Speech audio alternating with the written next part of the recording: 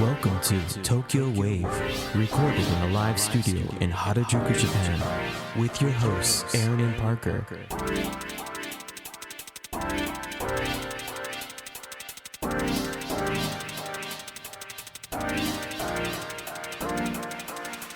All right, everyone, welcome to episode 72 of Tokyo Wave. We're your hosts Aaron Randall and Parker Allen. This week we are joined by a special guest, Derek Wessman, Medtech consultant, professional interpreter, and diet secretary. On Tokyo Wave, we bring you weekly updates from our studio in Harajuku. Join us in segments featuring this week's top news, Political happenings, business, and other random garbage. To get us started, here are this week's top news highlights. Suga arrives in the U.S. for Quad Summit and final trip abroad as the Japanese Prime Minister. Japan expected to see record number of M&A deals in 2021. Police chief in Gunma crashes into roadside worker amid nationwide traffic safety campaign. This week in Japan. All right, so our first story. Suga arrives in U.S. for Quad Summit, final trip abroad as Japan Prime Minister. Kyodo News has reported that Japanese Prime Minister Yoshihide Suga arrived in the United States on September 23rd to attend a summit with U.S. President Joe Biden and the leaders of India and Australia in Washington, making what will be his final overseas trip before stepping down in early October. The leaders of the so-called Quad, a group of, you guessed it, 4 nations that are strengthening ties as a counter to China's growing assertiveness, are expected to affirm shared efforts to realize a free and open Indo-Pacific region, as well as ensure a stable supply of COVID-19 vaccines to the rest of the world. Aaron, you said it wrong. The Quad? You gotta call it the Quad! Suga told reporters before boarding his flight at Tokyo's Haneda Airport, We will discuss vaccines, new technologies, and climate change, among other issues, and continue seeking a way toward realizing a free and open Indo-Pacific. Cough, we hate China. Cough. While it is highly unusual for an outgoing prime minister to travel overseas, a government official said the decision for Suga to attend the summit was made to ensure the Quad framework became a fixture. Maybe he just wanted to have more of those air cheeseburgers. Yeah, just chill out with his homies. You know, old Joe. You remember? Who's that there? Nice Trans Am, Joe. Is that Abe? She's a real beaut. How you doing, Abe? My name is Suga. Your name is Sugar? Cool. Who brought sugar to the party? I remember the last time he went to Washington, old Joe and Yoshi. I think it was like the first and, not the last time, I guess, but the first of 2 times that Suga went to Washington. He and Uncle Joe had a very impassioned meeting over cheeseburgers. Ah, right. But nobody ate any of the cheeseburgers. That's not even what a bite, not even a nibble. Really? What a waste. I think they're aliens. I think that's when he went to beg for the vaccines, right? Exactly. Yeah. That's exactly what he A little more wanted to do. focused on that than cheeseburgers. Yeah. Thanks, Yoshi. We enjoyed those vaccines. And up next, Japan expected to see record number of mergers and acquisitions in 2021. Kyodo News has also reported that the number of mergers and acquisitions involving Japanese firms is expected to hit a record high in 2021 as companies invest in growth areas in the hope of overcoming the competition in a post-coronavirus world. According to Recoff, an M&A advisory firm, a total of 2,794 deals were made in the first 8 months of the year, up over 15% from the same period in 2020, and the most since 1985 when data started being compiled. Hajime Takata, executive economist at Okasan Securities, said the market for M&A deals has been helped by the stability in the stock and real estate markets during the pandemic, unlike in previous financial crises. I love how you said Okasan because it's Okasan, but no, that's great. Because that's what I thought too. Did I say Okasan? Yeah. Oh, crap. Okasan Securities. It's like That better be their commercial. Okasan, help me do investment. And then Okasan says back, it's a waste of money. I don't think that Okasan says that. No, but I mean, I think this kind of behavior is to be expected, especially with, large economic downturn in certain sectors like tourism and whatnot due to Japan being caught off, right? So they're going to start just kind of grouping things together and selling them, kind of seems to be the strategy. Well, I think, some firms have done poorly, and sort of like Darwin said, they're being devoured by the successful big firms. Right. So good time to just go ahead and eat up all the not successful firms. Yes, good time to be a capitalist hyena. When isn't it? All right, and up next, police chief in Gunma crashes into roadside worker amid nationwide traffic safety campaign. Yeah, folks, can't make that one up. The Mainichi has reported the head of Gunma Prefectural Police accidentally drove his personal automobile into a 30-year-old roadside worker who was taking a break on a forest road in Gunma on September the 23rd, right in the middle of the nationwide autumn traffic safety campaign. According to the Prefectural Police's Traffic Guidance Division, Gunma Prefectural Police Chief Kohei Chiyonobu, 50 years old, was driving his private car while off duty when he hit a man who was reportedly sitting on the left side of the road at around 12:05 p.m. The worker suffered minor injuries, including a bruise on his left arm. The police chief was unhurt. Thank God. The chief said in a statement, I would like to express my sympathies and apologies to the injured victim.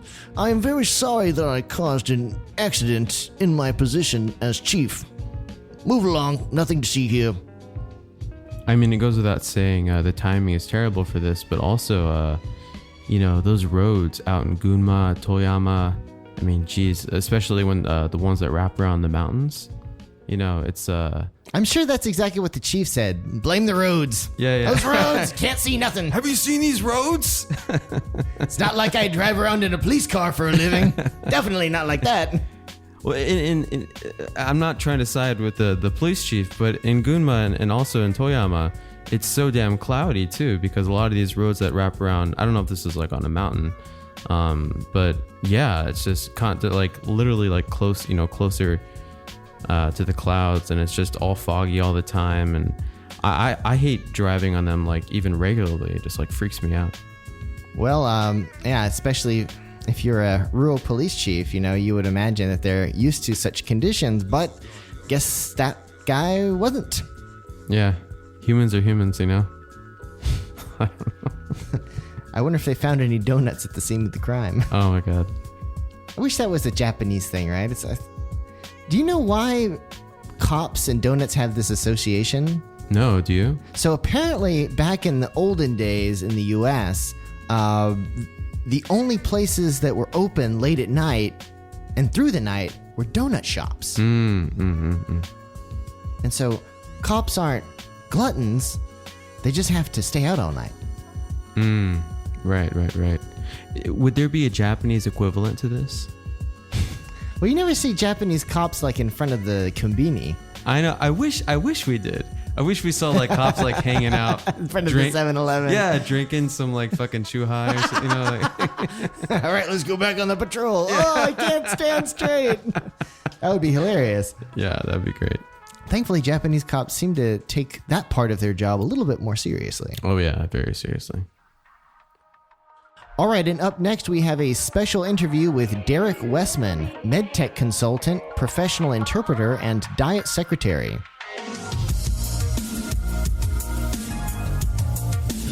You're now listening to Tokyo Wave. Originally from Utah, Derek moved to Japan for the first time in 1998 and again permanently to Hachioji in 2004. Since 2005, Derek has worked as private secretary to a Japanese House of Representatives member and government minister. In 2009, Derek founded Jataki Company, which focuses on regulatory consulting for medical device and pharmaceutical firms, translation and interpretation between English and Japanese, and very local real estate brokerage services in the Takao area. Apart from his business, Derek is a local fixture in Hachioji, serving as local cable television show host, chair of a local festival committee, and a volunteer firefighter. Derek, thank you so much for coming on the show. Yeah, good to be here. So, Derek, to get started, we ask all our guests this question. What was the big thing that brought you to Japan over a decade ago in the 90s? So let's see, white guy from Utah. What brings a lot of white guys from Utah to Japan? I'm thinking bicycles. Yes, exactly. So yeah, I came as a Mormon missionary. Oh, okay. From when I was Mormon. I came as a missionary when I was 19. So that's what first brought me to Japan. Mm-hmm. Yeah. Since then I've decided that it's not for me, so I'm not Mormon anymore. But that's what got me here, and that's what got me, for example, able to speak Japanese and things like that. So that's what happened in 1998. I was here doing that until 2000. Then I went back to the States. I was a tour guide for Japanese people in Las Vegas for companies like JTB. Then I came back in 2004 because I wanted to study Japanese politics. So that's when I got to Hachioji, and I've been living there since. Very cool. You know, I'm curious. I think a lot of people forget that there is the route to come to Japan via the Mormon church. Whenever you were here for 2 years, did they train you in like Japanese language and whatnot, or? Yeah. So what you did was you would go to what was called a training center for about 8 weeks before coming to Japan. And you'd have all day Japanese lessons from people who had already been in Japan, and sometimes native teachers who were from Japan. So apparently that's a pretty good program to give people the basics. They would say things like FBI and CIA will study the programs for their effectiveness, in learning the basics of a language over this short span of time. Mostly we were just young and, 19, 20-year-olds. So you have a soft brain still, right? Right. And in my case, I studied Japanese from the beginning of high school. So that helped a lot too. But yeah, that's kind of how it works. You don't get to choose where you go. You just say, I'm going to be a missionary for 2 years, and then they send you somewhere. So I had an older brother that went to Sapporo just randomly. And he went when I was just entering high school. So I was like, okay, I'll study Japanese in my high school, which happened to have it in Salt Lake City area. And then I had a brother that went to Honduras, a brother that went to Siberia, and then I went to Japan. And then a younger brother went to Argentina, then the next one went to Guatemala. So it's kind of random. Wait, how many brothers do you have? Yeah, so I'm the fifth of 7 kids, 6 boys, and then a sister who's the oldest. Oh, wow. Yeah, Mormon families tend to be big. Right. So I've heard it. Word, right? Yeah. That's pretty cool though to have all that family. Yeah, it's great. that sounds like a really fun WhatsApp group. Yeah. We do. We have some fun. Marco Polo group for us nowadays. But yeah, although I don't at all agree with what the church teaches now, I'm glad I was, able to come over to Japan and whatnot. So yeah. Good experience. I mean, you're just walking around talking to random people all day. In particular, people who are willing to talk to these generally white dudes, who walk up to them and just want to talk to them, which means that there's a self-selecting, comparatively strange segment of Japanese society that you end up in contact with. People who are willing to talk to strangers, who don't speak perfect Japanese. Right. So it's pretty nuts. It's pretty fun. Yeah. Yeah, that sounds like you get like the weird like obachans and the yeah. So yeah, lots of old folks. Let's say with time on their hands. You get a lot of people, frankly, with mental illnesses who are like, yeah, I'll talk to you. And at the time when your language skills aren't super great, you're not as able to suss out whether a person is, thinking clearly all the time. You're just talking to people. And so that can be really interesting. And just, a lot of just cross section of society. The first place I lived was in Fuchu, right next to the boat racing track also. So do they call it a track? Do they call it a pond? I'm not sure, but next to the boat races, which meant, a lot of dudes with a chew high between their feet on the floor of the train, those kind of types, which was really fun too. So really cool, interesting experience anyway. Want to talk about Jesus? Can you give me $20? Yeah. Get out of my face was a lot of the response. And now I'm the guy who's like, get out of my face. So there you go. Wow. So what was it that drew you back in 2004 to do politics? Right. So I went and I was a tour guide in Vegas. And I met a girl from Japan who was then an exchange student at UNLV. And she was studying hotel management. We were both working part-time as tour guides. So you'd end up waiting for the same planes at the airport and whatnot. And so we started dating, got married. Got married in, 2003. And then I was like, hey, I really want to go over and study Japanese politics. So we came in 2004 after that. Yeah, after a little bit in the States. Very cool. Was there anything specific that happened on your first trip that got you interested in politics specifically? Or? Actually, the biggest thing that got me interested in Japanese politics was that as a tour guide, I would be a guide. Usually this was small scale. So we would be driving like a couple of people or maybe a van load of people around. We'd go from Vegas to the Grand Canyon to the national parks in Utah and just guide the people there. Right. So what I would get was sometimes VIPs who would be the customers and I'd just be the driver. Yeah, sometimes the high roller types. And actually what happened was right before 9/11, I had a mother and son who came on a trip.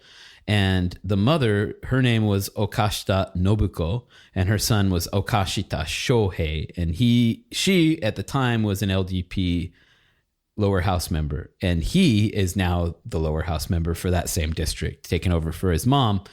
And I was just talking politics with them on the drive, and I got interested in studying Japanese politics, and they were like, "You should come over and be an aide in Japan." And I'm like, "That's something you can do." And if you knew us, right? So I dropped them off back in Las Vegas, and like the next day is 9/11. Wow. Yeah. They get driven down to LA to try and get an airplane eventually. And they're like donating blood in LA, these visitors from Japan. I was like really impressed with that. I was like, wow, these are really cool people. And then later I started thinking more about it, and I was like, yeah, I would like to study Japanese politics. Then the next experience that kind of led to the studying Japanese politics thing was we had the 2002 Olympics in Salt Lake. Oh, that's right. And so I'd been a tour guide 2000, 2001. And then in 2002, they needed all the Japanese speakers possible, right, that they could get. So I ended up interpreting for the sister city of Salt Lake City, which was Matsumoto, Nagano, which still is, I think.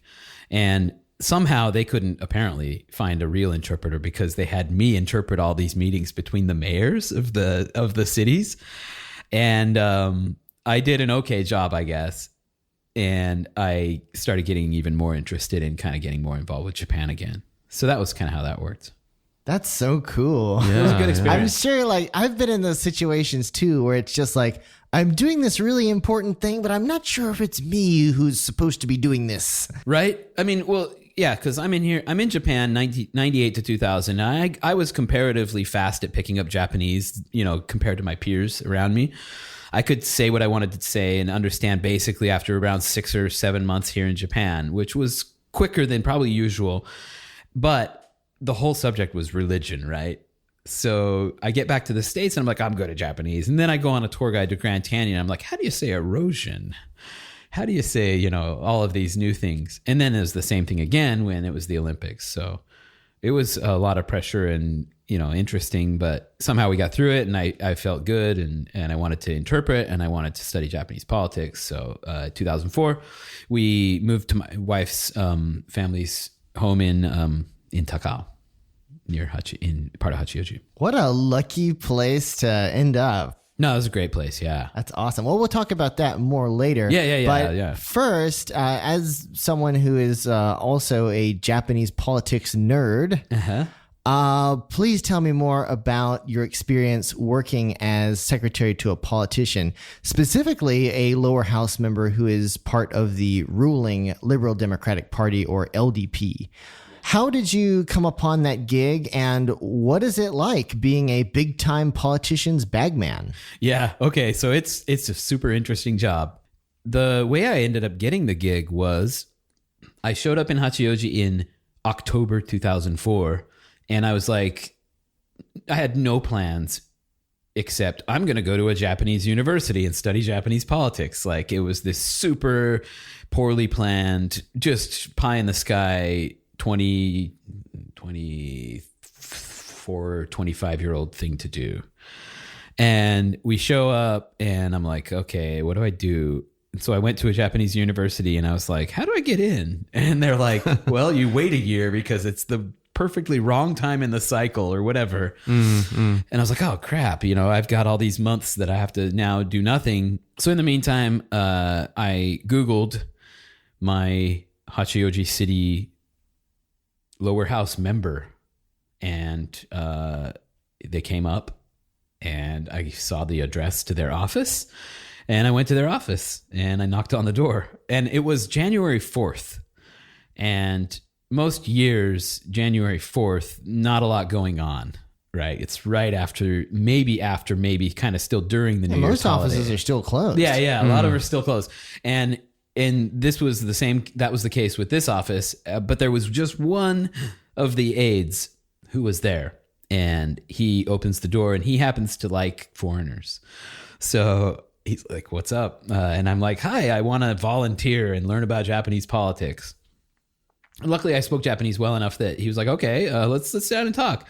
And we sit down and we have this long-ranging conversation about the Beatles, which he loves, and about Japanese politics and why do I want to study Japanese politics?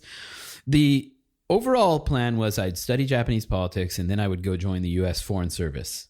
So that was the thinking, right? Become a Japan hand in the U.S. Foreign Service. So that was the idea. And they're like, okay, well, we'll think about it and then we'll get back to you. Give us your phone number. Who's the family you're married into here? Like, what's up with all of this? And I don't hear anything for like 3 weeks. And I'm like, yeah, they probably were just like, who the hell is this guy? There's no way we could, do this. But they called me after 3 weeks and they're like, yeah, you can come be a volunteer, like an intern. And I was like, okay. And so I started doing that, right? Yeah, January 2005. And I did that for a couple months. I would go in maybe 2 or 3 times a week, and I would do the same things that the college interns there were doing, which was like, managing the Meibo, the name list of supporters, entering new information, stuff like that, just random stuff. And sometimes driving around with the boss in the car, just like literally just standing there while he does things. And this was in the Nagatacho office, not the local office. It was both. Both. So some days they'd be like, come to the Hachioji office. Some days they'd be like, come to the Nagatacho office.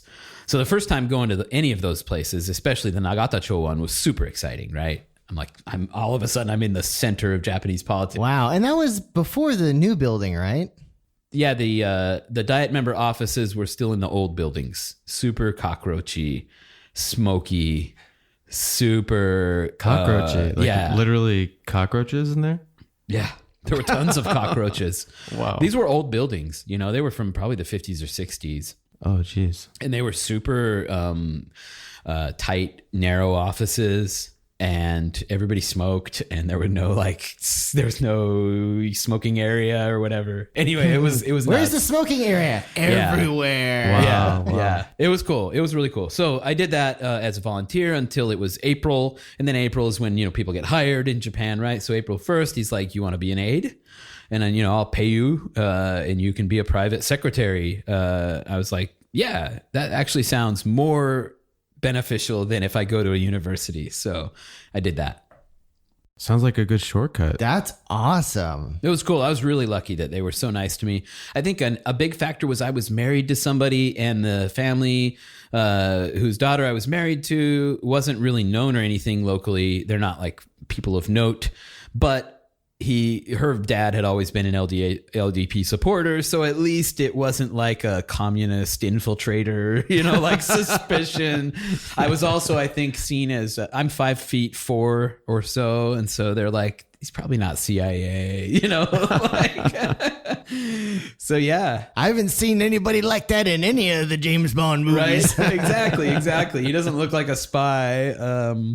So I got hired, and I just worked as an aide, and I was treated, from my perspective, about 90% as a normal aide would be treated. And I just did all the normal work, which was a lot of drudgery and occasional really interesting stuff.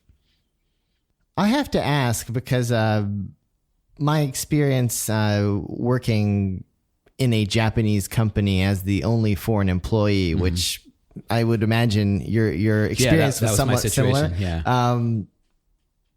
Did they actually get you to do anything foreign-y, or was it just the exact same thing as Super a Japanese occasionally. aide Okay, would so be doing? I'll tell you the main foreign-y things that I ended up doing. They would get invitations to various embassies parties here in Tokyo. Like the Sultan of Brunei cordially invites you to so-and-so party. Like literally that was the first one. That's why I say that as an example.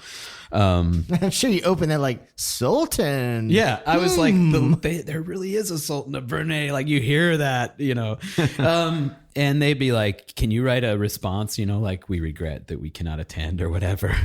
Just rejecting all the embassy invitations. Yeah, it's that kind of Really? thing. Your boss snubbed the Sultan of Brunei? You have to snub a lot of people when you're a member of the Japanese diet, because you get a lot of invitations.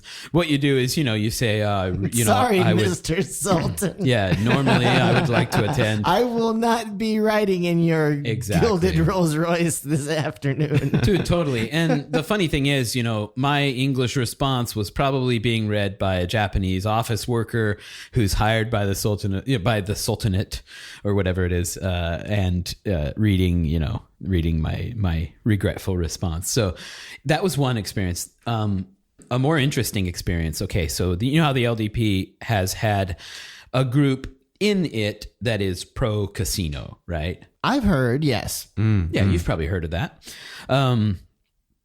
So this is way back in that time, 2005 or 6. They would invite various casino executives from the major casino companies that want to do business in Japan, and they would have them come present at the LDP, bukai, like the section committee. Section committees, Yes. is that what it is? The section committees, right? So they had an executive from Las Vegas Sands. They had an executive from one of the Genting, all these companies that wanted to do it, right?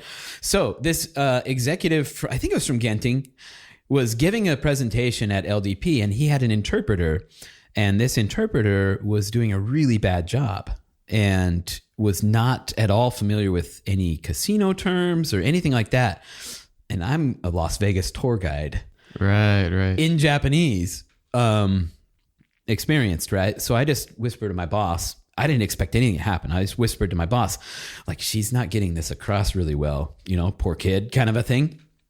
And he stops the meeting and he's like, Derek, go interpret. And so all of a sudden I'm on the stand interpreting for this executive who's talking to these LDP people. And I was so sad for this poor interpreter that somebody had hired, and probably they didn't give her any materials in advance. It was this classic, set up to fail. Anyway, I went into that. Another time was when former Prime Minister Mori was somehow roped into greeting this big group of kids from Virginia or something that were visiting from a school, and they had me interpret for that kind of thing. And that was one where a Minister of Foreign Affairs person was supposed to be interpreting, but they were also just super bad at it, and he just like pushed me in to go do it. So it's that kind of thing. Almost everything else was just straight up grunt work, lackey, politician work. I would be the driver. I was his driver for a long time. And that was a lot of fun. Really mundane question. Yeah. Did you have any problems transferring your driver's license over? No, I did the Gaiman Kirikaya, the foreign license conversion. So I had to take a driving test in Fuchu. I failed once. And then the next time I interpreted for some of the people around me. And I think that got me like a little bit of points. Oh, yeah. That test has nothing to do with driving ability. It has everything to do with, does the cop on duty like you or not? Yeah. It's almost a test of whether you will bow to the state. Like that's literally what it feels like. I'm pretty sure that probably all of the people of the Japanese Communist Party just really had a hard time getting their driver's license. Yeah, right? No, totally. We must revolt! Back in the day, I wouldn't be surprised at all. But I did pass that test. And then, but it was funny. The first time I drove for my politician boss, I got behind the wheel and I did my usual drive with one hand, have another, hand on the inside, armrest. And he was just like, "What are you doing?" He's like, "Get your hands at 10 and 2, son." He was he was all over my driving right at the start. That is so funny. You're driving like a pimp. Yeah, I was driving like a pimp, and that is funny to me now. But at the time, it felt very natural. This is how I drive. And the boss was like, "You are taking my life into your hands. Put your hands on the wheel, son." And I would drive him all over the place, drive him into the prime minister's office, drive him to all these different places, and I would just sit listening to the radio hours on end. Now I'm super envious. I would love to drive nonchalantly into Conte. Right? That must have It was been cool. kind of fun. Nobody's stopping me. I won't lie. I'm a person who is somewhat affected by proximity to power, and so less so now, but then I was like, "Oh man, this is insane." I'm driving up to the entrance of the prime minister's office and just showing our card thing, and they're just waving me through. Like, this is insane. I'm an American from Utah who is not a citizen or anything, and I'm being just, waved in through. And that felt really interesting to me at the time, especially. Yeah. That's cool. Well, now the card nerd question comes. Yeah. What kind of car did you drive? So the first car the boss had us driving was just a normal Toyota Crown. Not the tiny, the kind of taxi Crown. Not the taxi Crown. Yeah. The nice Crown. Yeah, the nicer, bigger, boatier Crown.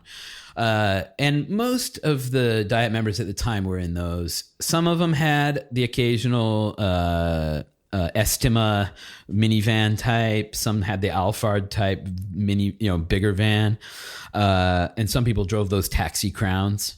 I drove a Crown, and then my boss, right after I became an aide, he upgraded. He always rented, he always leased, and he upgraded to a Crown Majesta. Oh, that's the one with the V8. The V8, and it had a little bit of a smoother, tapered backside. Yeah, it was a cool car. In 2005 or 6, when it was a pretty cool car to drive around. That's still a cool car. That's like one of the if you're like a really cool Inaka Yankee who has excellent taste, that's what you drive now. Right, and then you get the gold trim on it and exactly, stuff. and the 22-inch dubs. You drop it a little bit. Totally. But it was a comfortable car to drive. I enjoyed it. My boss is a big guy, and I think now he's usually in an Estima type of a vehicle. And eventually they get, if they're in a position that's higher. At the time, he was a brand new member of the lower house, so he didn't have any positions that had a car and driver attached to them. Now he has one. But if he does any election activities, he has to change to a different car, because you can't use publicly funded vehicles to do election campaigning. So he'll get dropped off at his office, and then we'll load him into like a Nissan Note or some piece of crap car and take him around during elections. A man of the people. Yeah. You don't want to drive up. You don't want to roll up in the big black, Toyota Crown Majesta. You want to roll up in the beat up Nissan Note. Yep. So that's what happens now. It's interesting. That is so cool. So, given your political connection, what do you think about this LDP leadership election? Who do you think will emerge victorious? And what is your outlook for the upcoming November lower house election? Right. First off, with the LDP leadership race, my initial read has been that Kishida seems actually most likely to win. To me, he seems that way. But Kono has been making strides in my mind to where it's almost like neck and neck to my mind about how the leadership race works out, that it would be either Kishida or Kono that wins it. Going through the candidates, first off, Noda Seiko has run she's run multiple times for the leadership of the LDP previously. She doesn't have a great chance, but she does have the chance to siphon off votes from Kono, I think. So her being in the race is, I think, overall disadvantageous to him.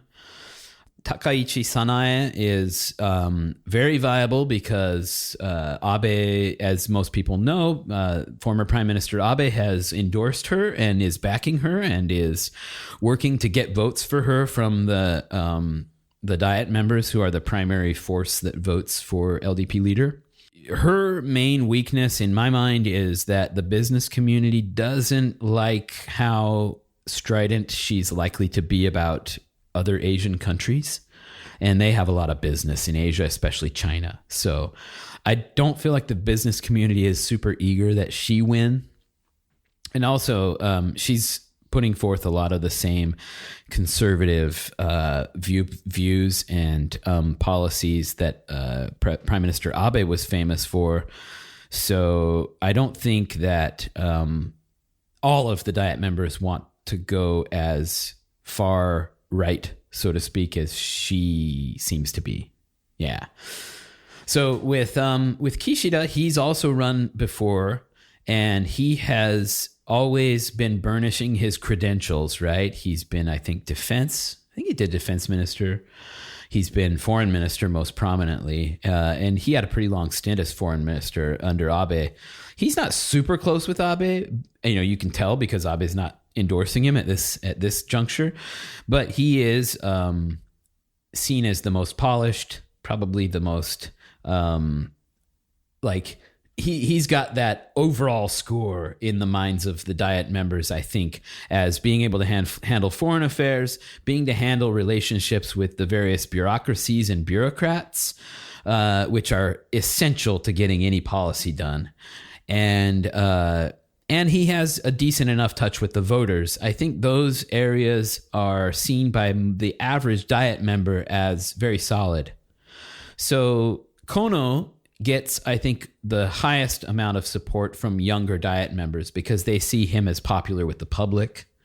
They see him as decently eloquent in terms of being able to communicate in a straight and acceptable way to the average voter what he wants to do. But they see him as weak on getting the bureaucrats to actually execute what he needs or to come along with what he wants. That somebody in the Ministry of Economy, Trade and Industry, for example, released, as was news a couple weeks ago, audio files of him yelling at bureaucrats and being pretty crass, in Japanese to them. He was like, but in reality, it's funny. These Medi bureaucrats were trying apparently to weasel out of these environmental standards that were supposed to, reduce Japan's carbon footprint. And they were trying to find kind of a loophole in the language. And so he was screaming at them, bring me somebody who speaks Japanese.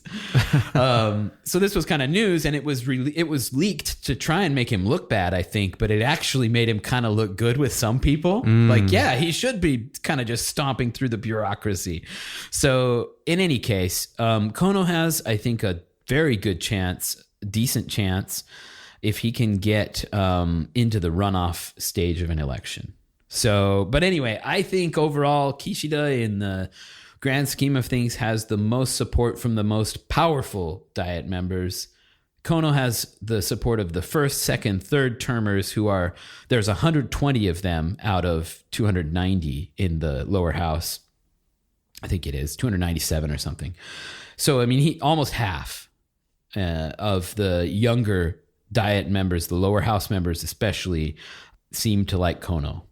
So if they can be persuaded by others like Abe, who helped them get elected and stay in office all this time, then maybe that siphons off from Kono, and I think that helps Kishida. So that's kind of my bit meandering view of how the race is shaping up. So I would say I give Kishida a 55% chance, and I give Kono maybe a 40% chance, and I give Takaichi maybe a 5%, and I give Noda a 0% chance. That's 0% harsh. Well, it is harsh. 1%. Let's give it 1.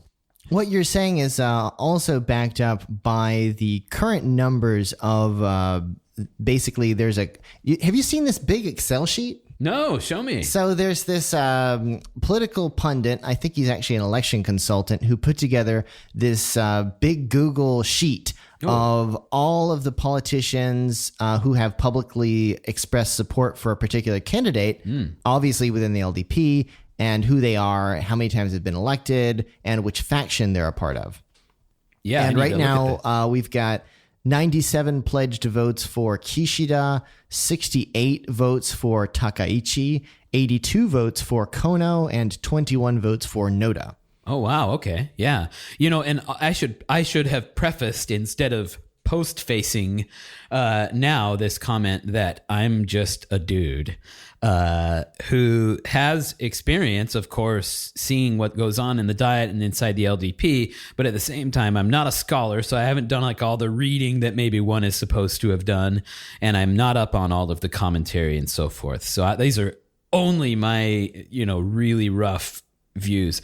That's an interesting set of numbers. It sounds kind of in line with what I'm saying, though. Yeah, it's interesting. It delights me. And I will, of course, I might end up regretting this, but as of what I know now and what I've heard up until now, it does sound like Kono is going to win this. You think so? And it comes down to, of course, 382 Gin or member of parliament votes are in this. Right. But that's great. There are also the same amount of votes that are going to come from the local districts.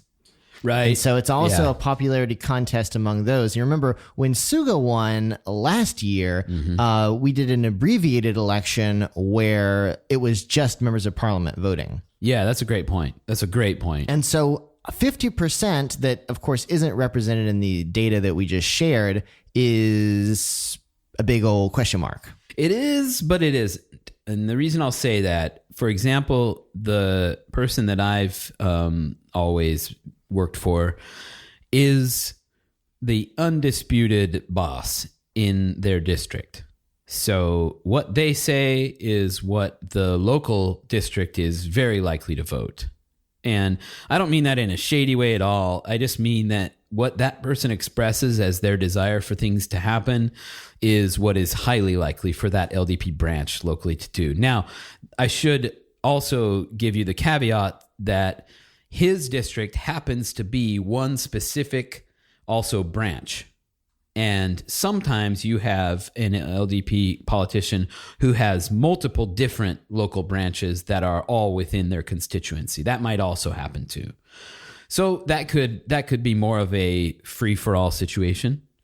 But I would say that the majority of strong Diet members, upper and lower house, are likely to have a lot of influence over the local branches with which they're associated. Good point.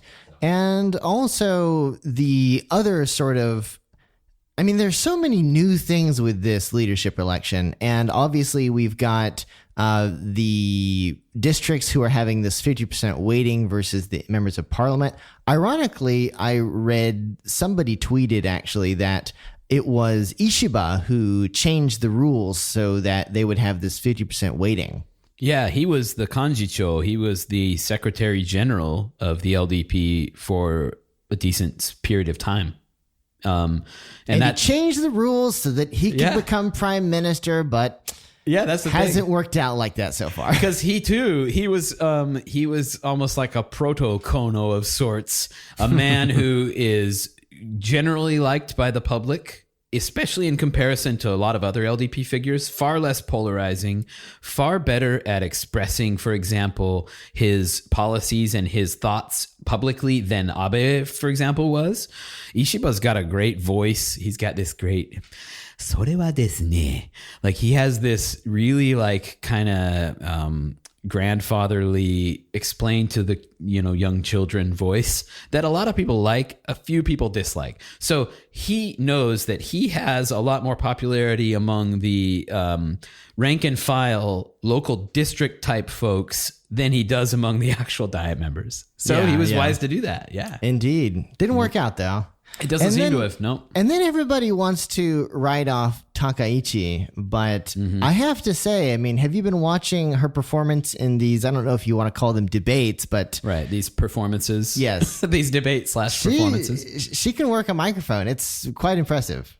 No, totally. You got to hand that to her. She does an okay job of expressing her views, her policy views. She is very much just like reciting all of the lines she knows the hardcore Abe supporters will like to hear. That is a very successful election tactic. It is, right? I mean, the dude held power for a long time. He held a lot of popularity. He was super polarizing. And I think that your listenership, which might have quite a few non-Japanese or citizen type folks who listen, who are involved in Japan or who live in Japan, and they might say, but didn't everybody hate Abe?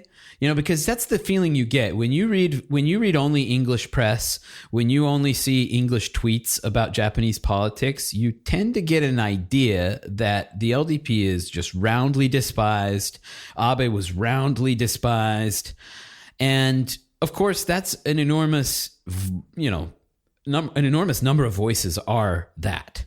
But when you get into the Japan side of things and the local Joe Schmo in, your neighborhood association in Japan, it's a totally different story. And Abe had his extremely strong supporters, and that's why he was in power so long.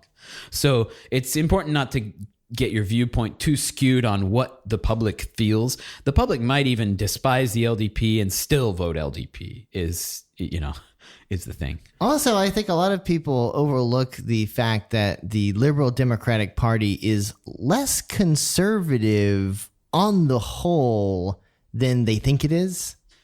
Yeah, well, first off, throw out the whole conservative liberal dynamic that a lot of Americans have in their brains politically. Throw out even the same right and left that you might come at it with a Republican versus Democrat approach from the U.S. That's totally not really applicable to the Japan politics system, right?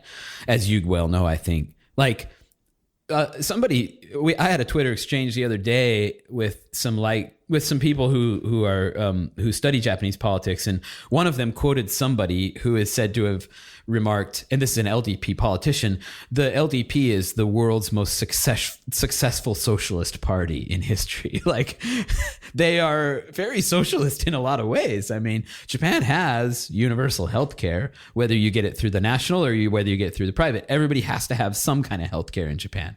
There's a lot of public funding of transportation and things like that, right? It's funny you should mention that because I put this in my kind of 101 politics presentations that the LDP is, as far as the data that I looked at, the most consistently successful political party in a democracy in world history. Yeah. And people often retort, well, Japan's not a true democracy, but I don't actually agree with that. I think Japan is a democracy. Yeah, I think that can be safely dismissed as bullshit. Japan is a democracy, and like all democracies, there's a super quirky set of circumstances to it that do remove the democratic nature of some aspects, but ultimately the voters vote, and when the voters vote, generally the LDP wins for a variety of reasons, right? Which brings me to the general election outlook. LDP is going to have a new face in this general election, which means they're going to do better than they would have done with Suga as prime minister. That's the first thing that I think most people agree on. And in all my prognostication and in all my, all my biased, because it's my viewpoint, thoughts about LDP, I don't want people to think that necessarily I support all of the things that the LDP is doing, or that I'm a big LDP, backer or supporter necessarily. I do, though, think that for me to do what I like to do, which I'll talk about maybe later, which is a lot of local, really hyper local community oriented stuff, the LDP is the only game in town to work through. So that's the approach that I'm taking, just for the record. But I think in the general election, the LDP is likely to lose a few seats. I think they'll lose maybe in the teens, maybe in the 20, 30 range even of seats in the Diet. And they'll still be in power. They'll still have their majority when combined with the Komeito, at least. They might even have their own. I don't know. Maybe not that high of a number of seats, but it will be sufficient to rebuke the LDP for the very real missteps that they've made in COVID. But it'll also include a lot of, I think, people's viewpoint that no matter who was in power, there were going to be a lot of snafus. There was going to be a lot of trouble with COVID due to Japan's bureaucratic structures, due to their municipalities that are the ones to deploy the vaccine, for example, due to a lot of factors that are not just LDP attributable. So that's how I see the average voter coming at it. Well, I think we've said the word Suga on Tokyo Wave so many times, and we have said a whole lot of stuff about Prime Minister Suga's tenure since its genesis, as we have been doing Tokyo Wave for more than a year now. There you go. Soon to be longer than Prime Minister Suga. Ha ha! That's right. That's awesome. We outlasted Suga. Congratulations! You've been on the air for almost a full Suga now. We've actually been on the air for a Suga and a half. Okay, great. It's like the Scaramucci, was it? Yeah. What was the period of time that or he was? 2,000 Scaramuccis. Yeah. Exactly. Scaramouche. Exactly. You've made it. We're going to do the Fandango. Yes. Great work. And so what I think several of our guests, and also I think Aaron and I have said so many times, is that it's not that Suga was such a bad prime minister. It's just that he's not a great communicator. And unfortunately, communication is a lot of the job as being the, of course, head of state of a country. I was astounded at how poorly he did in that aspect, because he was the face of all of the Abe, recent Abe government. He was the chief cabinet secretary, the CCS, as they're called by a lot of Japan politics watchers. The chief cabinet secretary's whole job is to give almost daily press conferences about what's going on in Japan and in Japan politics specifically. And Suga was such I don't want to say he was a great chief cabinet secretary, because that seems like a value judgment, a moral judgment. What he was very effective at the way the job is done for a successful administration in Japan. He was great at his deadpan answers. He was great at fighting off just questions that he didn't want to touch with a 10-foot pole. He was great, though, at that sense of communication. And then when he was prime minister, a lot of that skill or savvy or something seems to have gone out the window, Yeah, I think it's just, when you're sort of, sidekick, even, top sidekick to a public figure or a celebrity or whatever, you can, you don't have to internalize a lot of that negative energy that gets You're still thrown at you. strangely a third party Exactly. in the Exactly. discussion. Yes. You're like, yeah, he is aware of that. I think that he got so used to that and comfortable with that. I don't think he was prepared for being the guy. Yeah, being the guy who boss. the bullets are aimed at. You could just see the veil of like stress and everything around him, after he became prime minister. It was a big change. Before it was like water off a duck's back, and now it's like, waterboarded. Yeah. Well, the chief cabinet secretary does have 2 or 3 deputies at a time. The boss that I worked for, the guy I worked for, was a longtime deputy chief cabinet secretary.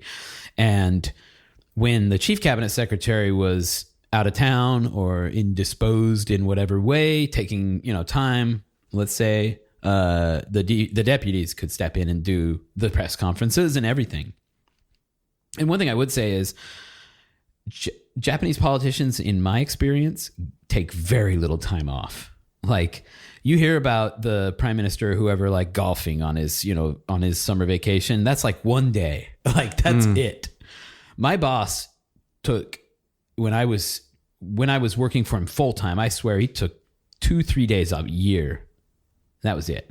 Yeah, it's funny because Japanese politicians get this bad rap of being so, dirty backroom deals, just, having the time of their lives on the public dime. And having seen them work very directly in close quarters, I do not envy the amount of work that they have to do. Yeah, it is not a cushy job. And again, don't mistake me for being a whole promoter or supporter of the way that things are done in Japan. There's a lot capitalist dog. Yeah, right. There's a lot of improvement to be made to the Japanese political system, and the LDP has a ton of problems and just super deplorable aspects. That said, the job of Diet member, it pays like what? I don't know what the pay is now. It's probably around like $300,000 US dollars. It's not a high paying, and they have to pay out of their pocket for private secretaries like I was. So understand that. And they get donations. Yeah, there is of course the backroom dealing and whatnot, and the occasional Diet member is found to be taking big bribes or something like that. But generally, it's in Japanese you say ketachigai, right? It's like on a digit or two different scale from the US corruption. We're talking, 10 grand. As opposed to this guy became a Supreme Court justice after having, $1 million in credit card debt somehow disappeared. Like that's not the stuff we're looking at in MP Japan. Akimoto, who's going. Yeah, he got given a jail term, and that was over 3 million yen, right? Yeah, something like that. $30,000. It really is a drop in the bucket compared to U.S. level of corruption. So the Japanese election law is super duper strict. So when somebody gets in trouble, so many rules. Yeah, when somebody gets in trouble, it's because they ran up on a super tight line. And that's a great thing about the Japanese electoral system. The election law is so strict that everybody breaks it a tiny bit. And what they do to break it is stuff like, it's like handing out fans with your face on it, like little, hand uchiwa Japanese fans with your face on it, which is an illegal giving of a valuable good or service. Like that's the level they're working at. Sorry, I went off on tangent. No. We want to talk about Hachioji, and I think we kind of went into how you ended up finding your foothold in the awesomest part of Tokyo. In my opinion, in your opinion, definitely. Absolutely. But even on Twitter, I think you are probably Hachioji's #1 English-speaking evangelist. I would say that I am qualified in that sense. Absolutely. And so, the list goes on. A TV show host, volunteer firefighter, real estate agent. You're like Homer Simpson. I do a lot of stuff. in Hachioji. That's for sure. I'll tell you this, so I just explained earlier that my original thinking was I wanted to become part of the U.S. Foreign Service. This in, circa 2004. Then I start actually thinking critically about, U.S. foreign policy. Yeah, exactly. Sad trombone. It was the sad trombone. It was the beginning, right about the beginning of the sad trombone era of U.S. foreign policy. A lot of people would call it, a much later stage of what was always a sad trombone. And other people would disagree with me. That's fine. I don't care. But what I did decide was, wait, I don't know if I want to be a foreign service person who has to, be the business end of a lot of these policies. So in the meantime, I was living in Hachioji, and as an aide to a politician there, I was getting to know every single thing about that town. I was going to every single neighborhood association.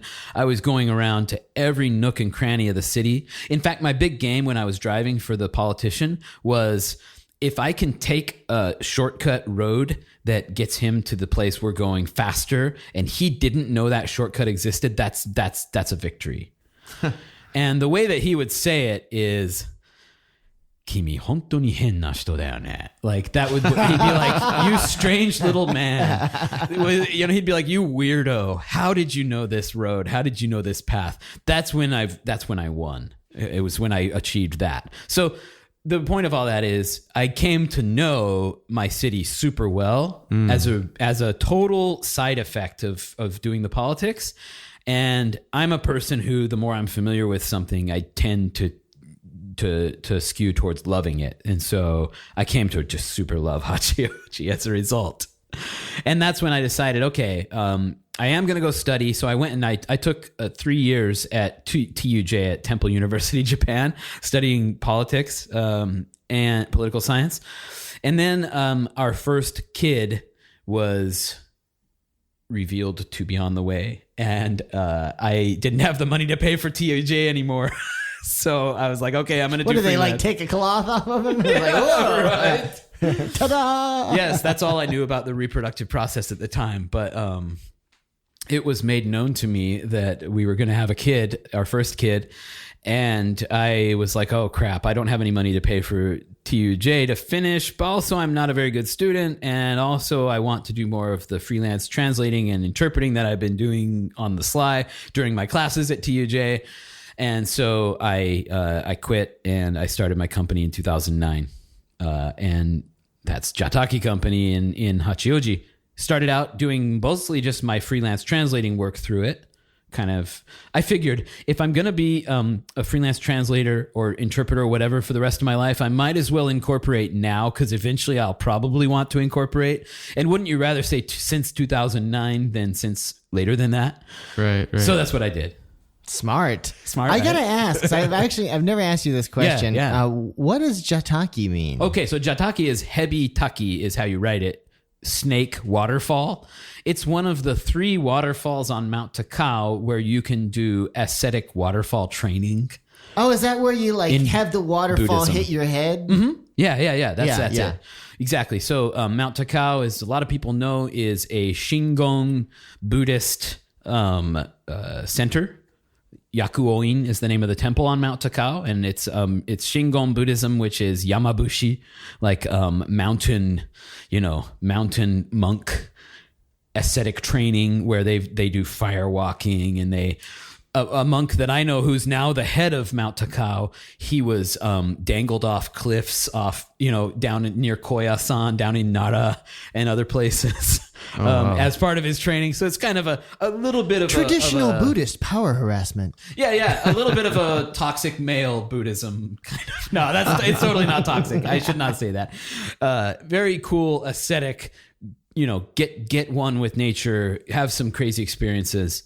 Type of Buddhism. So Jataki is one of the waterfalls on Mount Takao where you can go, and I've done it, and you get, you stand under the waterfall and you recite sutras, sort of, not sutras as much as the name of the main deity of Mount Takao, while you get hit by the waterfall for several minutes. It's really cool. Yeah, that's Jataki. Is it a painful waterfall or is it more of a... Jataki is, so it's on the north side of Mount Takao. And that's where I was living, was in Uratakao, which is it's this kind of narrow canyon that leads up to the Kobotoke Tunnel that's famous for traffic jams. I've been stuck in that tunnel. Yeah, you've been stuck in the Kobotoke Tunnel, right? So Uratakao has the Chuo line and the Chuo Expressway all running through it, and then you have Mount Takao on the left or on the south. So Jataki's on the north side, and what I'm getting at is it's very cold. Even in summer, it's pretty cold. So yeah, it's an interesting experience. And I named it that because I just did not want to have a katakana, a foreign origin name of my company. I was like, no, my company is going to sound like it's been there 100 years. It's going to be all Japanese words or characters, Chinese characters. And so Jataki Shokai is the name in Japanese. Shokai is like, commercial concern. Usually you'll hear shokai when people sell goods, when it's a company that it's like a trading company. Yeah, more right? of a trading of goods company. And so it's totally not fitting with translation, which is where we started. But the great thing about having a generic weird sounding name is that A, it sounds very old and local. B, it doesn't at all limit the scope of what I do. I can just do whatever I want within the same company name forever. And I was told I should not name it that because Hebi, the snake character, usually gives kind of almost a Yakuza-like impression to people when they see it, but they never forget it. So that's what it is, Jataki. Yeah. You'll never forget it or else, punk. Exactly. But now in the medical device business, the medical device and pharmaceutical industries where we do a lot of consulting now and a lot of interpretation, it's decently well known. So there you go. Jataki Shokai. Yeah. It's a fun name to play around with. That's awesome. Well, I have to ask, how did you get into real estate? I remember you were showing a property on Mount Takao that was like not connected to anything, but it was super cheap. Yeah. That was like basically a whole mountainside is still for sale if you want it, by the way. Oh, wow. How much is it? 6 million yen. 6 million? Wow, that's cheap. And the Tsubo price is like 2,000 yen or something. And that's freehold or is it a long-term lease? No, it's freehold. Wow. Freehold, yeah. We don't mess around with long-term lease out in Takao. You own it. But yeah, the way I got into real estate, my father-in-law was a real estate guy. He died in February this year. And I'm sorry kind to hear of about suddenly, that. yeah, it was sad. He was 80 years old, but he was a Genki. He was a happy, energetic 80. But he did real estate his whole career out in our area.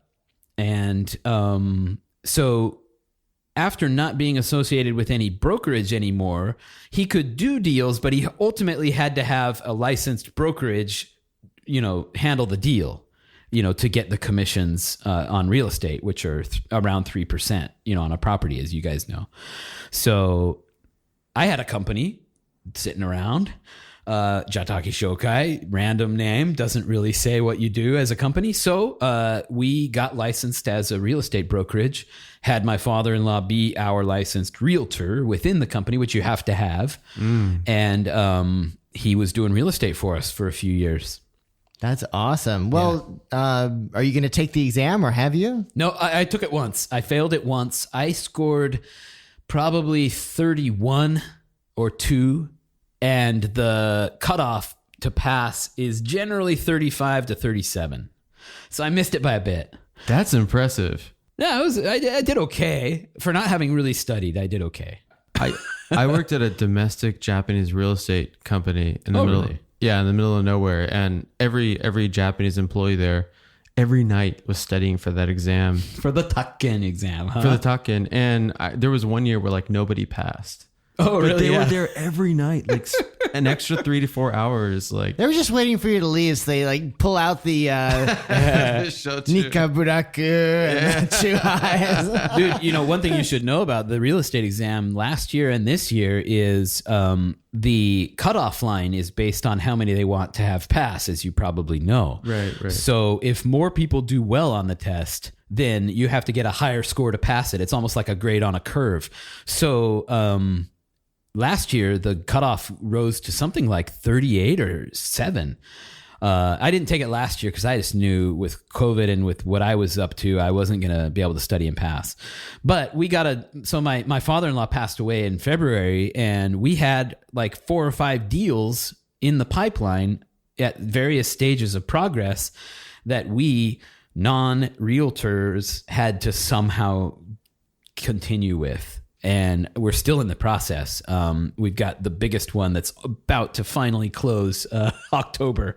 But it's been a baptism by fire into some of the aspects of real estate. Like the other day, I went to the city hall and I applied to have a piece of land changed from agricultural to residential because it's never been used as agricultural. It just needed to be changed. But you have to get the approval of the city agriculture committee. They have to come look at the property. They have to agree with it.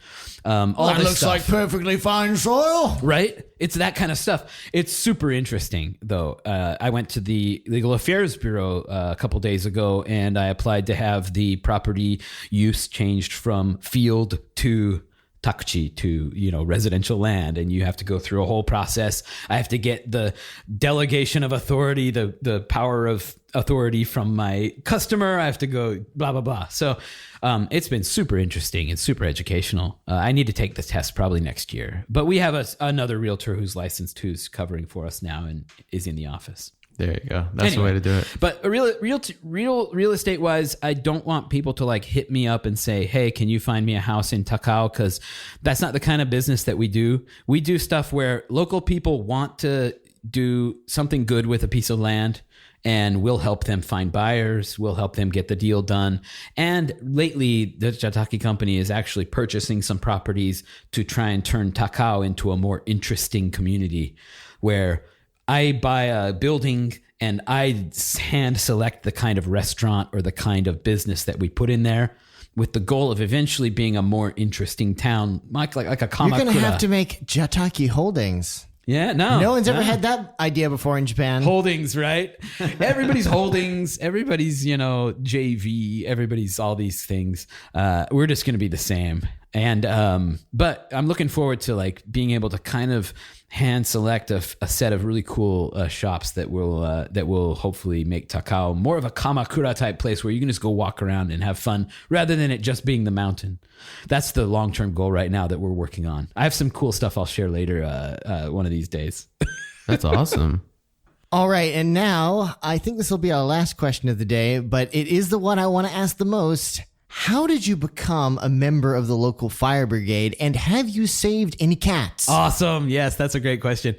Okay, so volunteer fire, shobodan, as it's called in Japan, it's a deceptive name, first off, to say volunteer fire, because now I would say almost half or more of our actual activities relate to disaster preparedness more than they relate to actual fires. However, you do get called to respond to every fire that happens within your region of the city, your general neighborhood of the city area. The way I got into it, first off, I tried to get in when I was living in Uratakao neighborhood, and the local squad leader went and asked, and he was told, yeah, a non-citizen can't join because you are what's called a specially assigned civil servant. It's a tokubetsu shoku something komuin. So the logic was you have to be a citizen to be a civil servant in Japan, and therefore they must have to be a citizen to be a volunteer firefighter. But it turned out that wasn't actually the case. It was just somebody who didn't want to go through the pain of like making it happen. So a couple years down the road, we built a house in a slightly different neighborhood, also near Takao Station. And my daughter's friend from school, her dad was like the leader of the squad in my neighborhood where I was building. And so he hits me up out of nowhere and he's like, let's go have yakiniku. And I'm like, okay, let's go. We go to yakiniku and it's an ambush. It's him and like two other volunteer firefighters. And they're like, you're going to join our squad if you're going to live in the neighborhood. I was like, let's do it, dude. I've always wanted to join. I bet that was not the answer he was expecting. It wasn't. Usually you kind of have to put the screws to somebody to get them to join because they know what it entails. And I was all for it. So, what it entails is monthly occasions where you go and run the pump to make sure it's in good working order. You get emails from the city in the middle of the night calling you to respond to fires.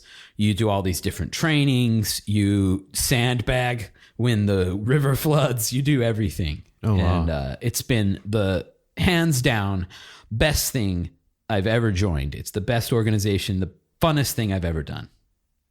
Yeah. That's everybody. Awesome. And, unfortunately, I've talked about it on Twitter. I've done a big thread about, what we do and how I love it. And people have tried to get into their local volunteer fire brigades or volunteer fire corps. And unfortunately, it sounds like a lot of municipalities still think that non-citizens can't join, or that's their policy. So some places, I wonder if there actually getting is the cold shoulder. Such a policy, or there's just people being assholes. There's absolutely no law against it because I have friends from Vietnam now, from Korea, myself, and others who are all, volunteer firefighters. And so there's no way it's against the law. It's just a municipal policy, or the disaster section, which is usually the section that handles it, the Bosaika. The disaster section has decided they don't want to do it or whatever. At some level, somebody's decided it is what happens. So what I would recommend is, if you have decent enough Japanese that you can, pretty much handle whatever comes your way, language-wise, I would say get in good with your local fire brigade, get to know them, become their friends, then get them to advocate for you with City Hall. I recommend it wholeheartedly. And you don't have to do anything. If you can't make it because of work or family or whatever, you don't have to go to any specific event. It's just go when you can is the policy. And there are drinking parties when it's not COVID. That's the thing that I really did hear from. I have some friends in my local neighborhood association who are big into the fire brigade, and they're like, "Yeah, bro, it's basically just a big drinking party." Well, that's the reputation historically of Shobodan in Japan, especially in rural areas. It is like the men's club. It's the local men's club. I'll show you how to put out a fire. Yeah, just give me another beer. I'll be ready to put out any fire. Exactly. And that's what it was traditionally in a lot of places. So it got a reputation. If you're not a heavy drinker, if you're not into that kind of social interaction, you shouldn't join the volunteer fire. But now it's really reached a good place in most places where if you don't want to drink, you don't want to do any of that, you don't have to. Just be part of the thing. Come when you can. Come to the fires if you have to, if you can. That's how it's been with ours. But what you do is you get a stipend. Each person gets a stipend of 80,000 yen a year. In our case, it depends on the city. And we pool it voluntarily. We don't have to, but we pool it. And then we go on trips together, like one trip, every couple years, just overnight somewhere, get drunk, sing karaoke, it's a lot of fun. Search for fires. Yeah, you're right. So the fire-wise, okay, I should get into the actual fire part.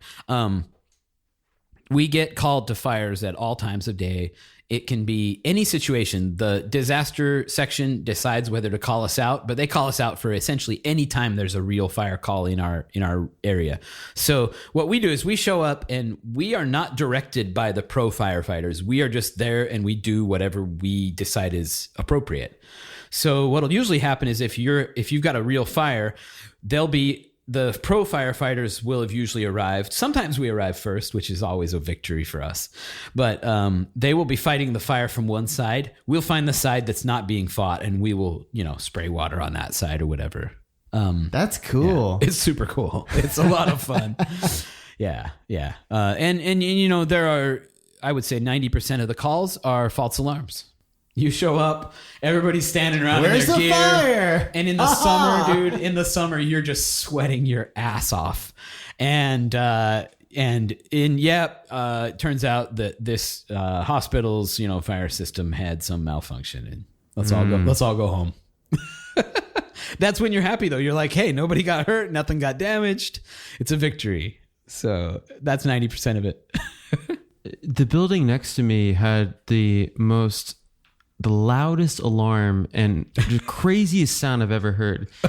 And it was like at 2 a.m. Oh no. And everyone in my building went outside to see what was going on. Cause this sound was like, I've never heard this sound in Japan or anywhere else.